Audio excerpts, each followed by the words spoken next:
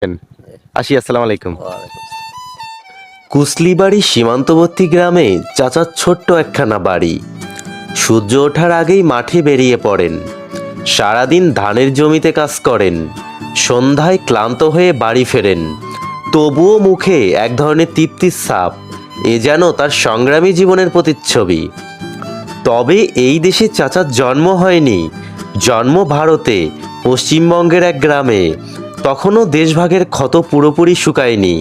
1958 সালে যখন চাচার বয়স মাত্র 8 বছর, তখন ভারতের এক গণ আন্দোলন তাদের জীবন তছনছ করে দেয়।